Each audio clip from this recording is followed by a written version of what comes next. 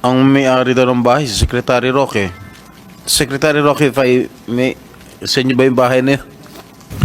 Well, Attorney una Roque. po, magandang umaga po kay Senate President Pro Tempore, kay Madam Chairperson, Senator Antiveros, and kay Senator Gatchalian at sa lahat ng mga bisita rito. Now, ang bahay po na tinutukoy nyo sa Tuba Benguet ay rehistrado sa isang korporasyon. Tiniran ko po yan nung ako po ay umalis ng gobyerno, and I do have an interest in the corporation that owns it. No? Pero wala po sa akin ang possession ng bahay na yan. Dahil as of January of 2024, yan po ay pinaupahan ng korporasyon at ang umuupa po ay isang Wan Yun na isang Chinese national na siya po ay pumirma sa contract of lease ay require siya na magpakita ng alien certificate of registration at lumalabas po na siya ay holder ng isang 9G working visa. Meaning, she has a right to be in the Philippines.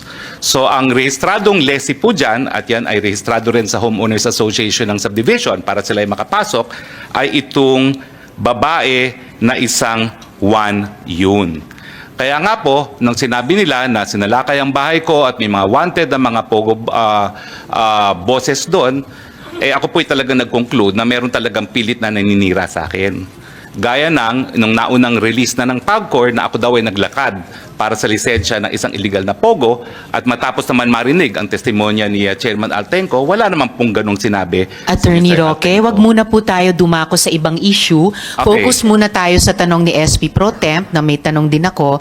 Mamaya, dadako po tayo sa ibang mga issue pati yung nabanggit nyo. So let's please focus. Okay, so meron po akong interest sa korporasyon na may-ari ng bahay na yan.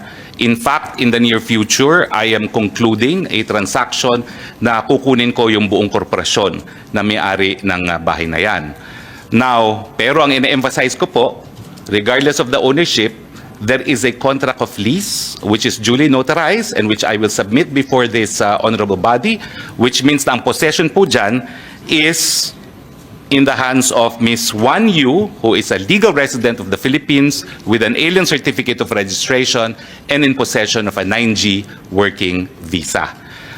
Ang gusto ko nga pong malaman, kung nakita nila dun sa bahay na yon, yung tao na hinahanap nila na allegedly may tie sa banban.